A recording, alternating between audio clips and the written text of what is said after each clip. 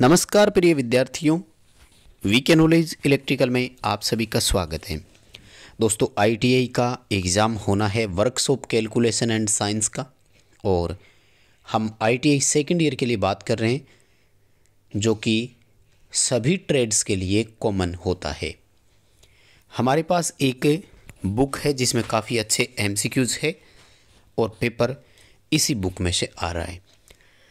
Daily एक एक करके 20-25 प्रश्नों का वीडियो आपको देंगे और जल्द ही आपके जो 8 मॉड्यूल है इनके सभी प्रश्नों का सॉल्यूशन आपको करवा देंगे। हमारे साथ जुड़े रहें। चैनल को सब्सक्राइब अभी तक आपने नहीं किया तो चैनल सब्सक्राइब ज़रूर कर लीजिए। नोटिफिकेशन बेल आइकन को प्रेस करके रखें। जैसे ही वीडियो अपलोड होगा आपके पास उसका नोटिफिकेशन आ जाएगा। इस वीडियो को लाइक ज़रूर करें और अपने दोस्तों को आगे शेयर आप ज़रूर करें ताकि वो भी हमारे साथ जुड़ सकें, वो भी अपनी तैयारी कर सकें। और लगभग 7 से 8 दिनों में ये कवर हो जाएगा अपने, क्योंकि इसमें 8 मॉड्यूल है और 1 या 2 वीडियो में 1 मॉड्यूल कंप्लीट होता है, तब भी लगभग 2 हफ्ते में आराम से कंप्लीट हो जाएगा। दोस्तों, क्वेश्चन हिंदी और इंग्लिश से दोनों भाषाओं में है, लेकिन हम हिंदी के क्वेश्चन को लेंगे क्योंकि ज़्यादातर बच्चे हिंदी वाले ही हैं। कुछ शब्द ऐसे होंगे जिनको हम हिंदी और इंग्लिश दोनों में देखेंगे तो हमें वो आसानी से समझ में आ जाएंगे, कोई प्रॉब्लम इसमें नहीं आने वाली है। पूरी डिटेल से क्वेश्चन एक्सप्लेन करके बताएंगे, विश्वास है आपको क्वेश्चन अच्छे से समझ आ जाएंगे। तो चलिए क्वेश्चनों से शुरू करते हैं। सवाल नंबर 1 आपकी स्क्रीन पर है। कौन सा घर्षण का नियम है? देखो, हम सब जानते हैं कि घर्षण जो है ना वो क्षेत्रफल और उसके आकार से स्वतंत्र होता है। घर्षण जनरली जो कांटेक्ट सरफेस होती है ना उस पर डिपेंड करता है। संपर्क वाली सतह जितनी खुरदरी होगी घर्षण उतना ही बेटर माना जाएगा, समूह सतह पर कम होगा। वो जो कॉन्टैक्टिंग सरफेस होती है उनका एरिया कितना है, उनका साइज़ कैसा है, इस बात से घर्षण हमेशा स्वतंत्र रहता है। हमें इस क्वेश्चन का आंसर ए करना है। ए ऑप्शन के साथ हम इसमें जाएंगे। अगला प्रश्न हमारे सामने है कि किसी गतिपरक वस्तु के विरुद्ध घर्षण बल की दिशा कैसी होती है? देखो, गतिमान वस्तु जो भी होती है, मोशन ऑब्जेक्ट है, तो घर्षण हमेशा अगेंस्ट ही लगता है। अगेंस्ट का मतलब होता है विरुद्ध या विपरीत दिशा में। बी ऑप्शन हमारा यहाँ पर सही रहेगा, वस्तु के सामने लगेगा। इंग्लिश में बोलेंगे इसको अपोजिट टू दी ऑब्जेक्ट, और यहाँ पर हिंदी जब आएगी तो हो सकता है लैंग्वेज चेंज हो जाए, वस्तु के सामने या वस्तु के विपरीत या वस्तु के विरुद्ध लिखा हुआ आएगा। जैसे देखो, हम अगर ज़मीन पर चलते हैं तो पैर से ज़मीन को पीछे की तरफ धकेलने का प्रयास करते हैं जिससे हम आगे चले जाते हैं। तो हमने जो घर्षण बल लगाया था ज़मीन पर वो पीछे की तरफ लगता है, यानी हमेशा वस्तु के विपरीत दिशा में लगता है, वस्तु के अगेंस्ट लगता है, वस्तु के अपोजिट लगता है। हमें इस प्रश्न का उत्तर भी करना है। अगला सवाल आपकी स्क्रीन पर है कि कौन सा बल सीधे सतहों से संपर्क के बीच सामान्य प्रतिक्रिया के लिए आनुपातिक है? तो ये तो घर्षण बल ही आएगा अपना।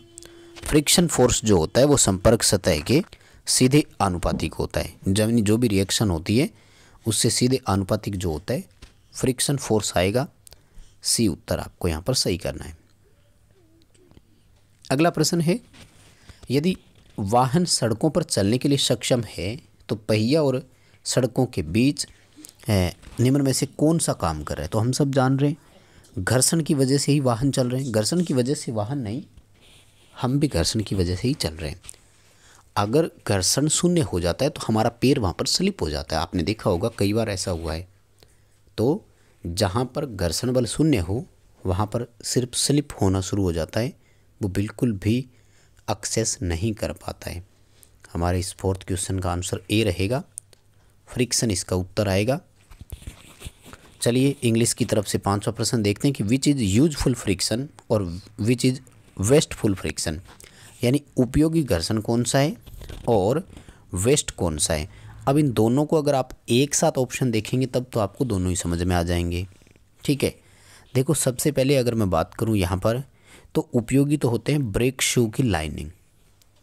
ब्रेक शू आपने देखे होंगे, चाहे व्हीकल का एग्जाम्पल ले लो या फिर अपने इलेक्ट्रिकल का मैं एग्जाम्पल दूं, तो क्रेन जब होती है उसमें मोटर में जब वज़न उठाया जाता है तो ब्रेक लगते हैं अपने आप, लेदर के होते हैं वो, और उसमें एक कॉइल होती है मैग्नेटिक जो पिकअप और ड्रॉप होती है। तो ये ब्रेक शू वाले जो है ये तो यूज़फुल है, ठीक है ना, ए ऑप्शन आएगा।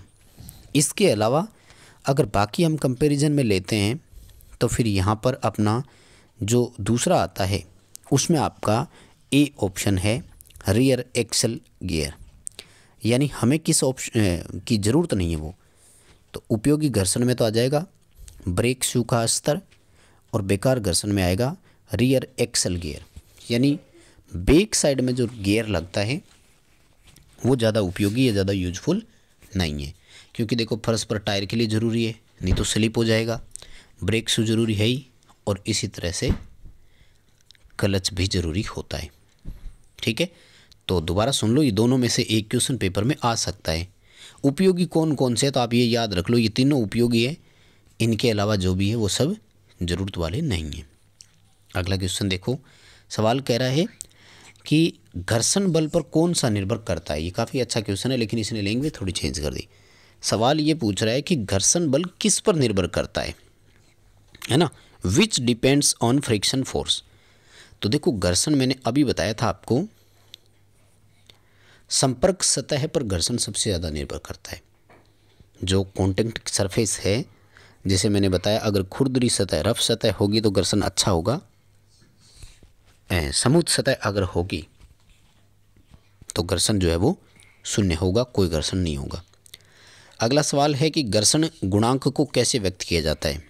तो देखो घर्षण गुणांक को म्यू से दर्शाते हैं, और इसके लिए फॉर्मूला होता है फोर्स बटे वेट, यानी कितना आपने बल लगाया और इसके लिए जो भार है वो कितना था।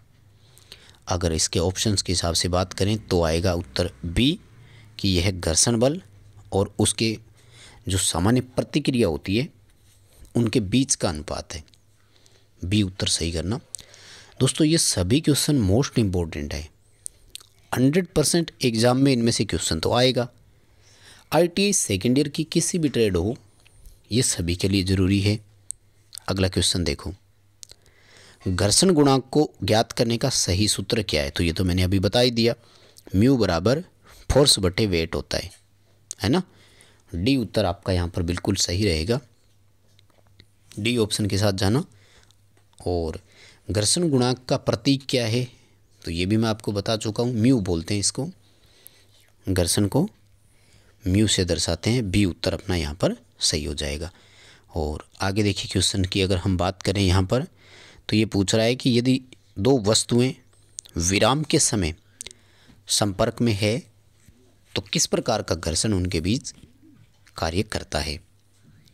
देखो रुकी हुई अवस्था में होता है तो उसको बोलते हैं स्टैटिक घर्षण, यानी स्थिर घर्षण इसको बोला जाता है। और ऑप्शन कौन से मैं आपको दिखाऊं, देखो स्लाइडिंग यानी फिसलता हुआ संपर्क है, रोलिंग जैसे टायर चल रहा था चलता हुआ, जैसे बात करें रोलिंग पोजीशन में होता है तो वो होता है। अभी हमें यहाँ पर सी उत्तर करना है, स्टैटिक घर्षण हमारा यहाँ पर ऑप्शन रहेगा। अगला क्वेश्चन, निम्न में से सही कथन कौन सा है। सारे कथन आपको पढ़ने पड़ेंगे। उत्तर इसका बिल्कुल सही है कि स्लाइडिंग घर्षण जो होता है वो हमेशा सीमित घर्षण से कम होता है, यानी स्लाइडिंग फ्रिक्शन जो होता है वो लिमिटिंग फ्रिक्शन से कम होता है हमेशा। ठीक है, और उसके बाद में देखो ये एक सिंपल सा क्वेश्चन है, आपको इसका फॉर्मूला याद रखना है, सेम टू सेम पेपर में आ सकता है। देखो पेपर इस बुक में से आया है, अभी तक मैंने देखा था, इसलिए क्वेश्चन तो इतने ही है, इन्हीं में से आएगा। सो आप इसे अच्छे से पढ़ करके ज़रूर जाएं। अगला क्वेश्चन देखो, यदि वस्तु केवल समतल की ओर जा रही है तो उस समय बल ज्ञात करने का सही सूत्र क्या है। ठीक है, देखो समतल की तरफ जा रही है, बी ऑप्शन सही है कि उस वस्तु या ऑब्जेक्ट का वेट कितना है साइन थीटा, और जो एंगल बनता है फाई वो कितना है, उसमें कोस फाई का आपको भाग देना है।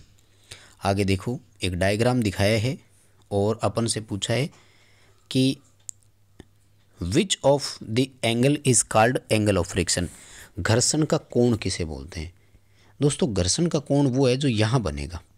ठीक है, मैं थोड़ी सी आपको पिक्चर बड़ी करके दिखा दूँ। ये यहाँ पर जो एंगल बनेगा ना, ये घर्षण का कोण कहलाता है।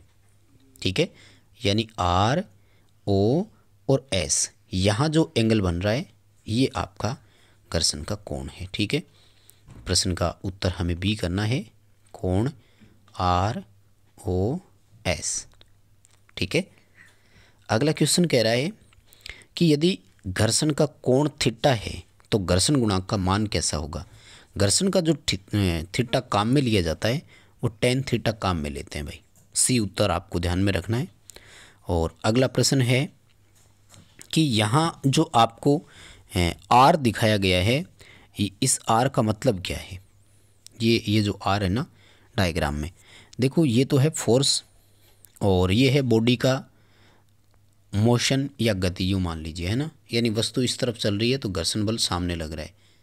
तो यहाँ ठीक ऊपर जो है ना वो आता है रिएक्शन। रिएक्शन का मतलब होता है प्रतिक्रिया। ठीक है, डी उत्तर आपका यहाँ पर सही होगा। यहाँ पर जो आपको दिखाई दे रही है ये सामान्य प्रतिक्रिया है। अगला क्वेश्चन दोस्तों ल्यूब्रिकेशन का, ये काफ़ी इंपॉर्टेंट क्वेश्चन है। 100% आपको ये पेपर में देखने को मिल सकता है, इसको अच्छे से पढ़ लेना।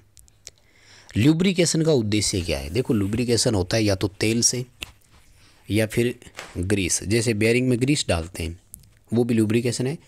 रोलर बेयरिंग होते हैं तो उनमें ऑयल डाला जाता है, वो भी लुब्रिकेशन है। तो लुब्रिकेशन जो होता है वो घर्षण को कम कर देता है और घर्षण कम होने से इंस्ट्रूमेंट की एफिशिएंसी बढ़ जाती है। अगला क्वेश्चन देखो क्या कह रहा है। अगला क्वेश्चन कह रहा है कि what type of lubricant is used in a wick feed lubrication system. Wick feed जो होता है ना, उसमें जिस ऑयल का उपयोग करते हैं उसको ल्यूब ऑयल बोला जाता है। ठीक है, आपको यहाँ पर ए उत्तर सही करना है। ल्यूब ऑयल जो है वो अपन विक सिस्टम में काम में लेते हैं। ये काफ़ी इंपॉर्टेंट क्वेश्चन है। विक सिस्टम को बोलते हैं बाती फीड। ठीक है, यानी एक कोई जैसे कपड़ा या कॉटन जैसे हो तो उसमें से तेल धीरे धीरे जो वो बूंद बूंद ऊपर जो है वो टपकता रहता है। अगला प्रश्न है कौन सा संनेहक प्रणाली एक अंगूठी तेल के साथ प्रदान करता है और उसके लिए भागों के आसपास लगातार ल्यूब ऑयल जो है वो डालता रहता है। दोस्तों क्वेश्चन इंग्लिश की तरफ आपको देखना पड़ेगा, तभी आप इसको बेहतर तरीके से समझ पाएंगे। प्रश्न कह रहा है कि which lubrication system is provided with a ring oiler. Ring oiler मतलब ऐसे एक रिंग होती है जो ऑयल को ऐसे फीड करती रहती है। तो ये रोलर बेयरिंग पे यही वाला काम में लेते हैं। सप्लेस ल्यूब ऑयल सिस्टम बोलते हैं इसको, और ये खुद ही बता रही है, देखो ये रहा सप्लेस ल्यूब ऑयल कंटिन्यू, है ना। सी उत्तर आपको करना है, सप्लेस फीड सिस्टम इसको बोला जाता है। अगला प्रश्न है कि सामान्य उपयोग में होने वाली संनेहक प्रणाली के 3 प्रकार कौन से हैं, यानी ल्यूब्रिकेशन के 3 प्रकार कौन से हैं। ल्यूब्रिकेशन ग्रेविटी फीड कंट्रोल से भी देते हैं, फोर्स फीड सिस्टम से भी देते हैं और सप्लेस ल्यूब सिस्टम से भी दिया जाता है। ठीक है, 3 तरह की प्रणालियाँ होती है। एक बार इंग्लिश में और बता दूं, gravity feed, force feed, splash feed. आपको इस प्रश्न का उत्तर सी करना है। तो बस दोस्तों यही इम्पोर्टेंट 20 क्वेश्चन करवाएंगे आज की वीडियो में। अगली वीडियो जल्दी आएगी। वीडियो को लाइक कर देना, चैनल सब्सक्राइब ज़रूर कर लो अगर अभी तक नहीं किया तो। वीडियो अपने दोस्तों को शेयर ज़रूर करना। जितने लाइक्स करोगे, जितने अच्छे कमेंट्स आएंगे, दूसरी वीडियो उतनी ही जल्दी देंगे, ज़्यादा प्रश्नों के साथ देंगे।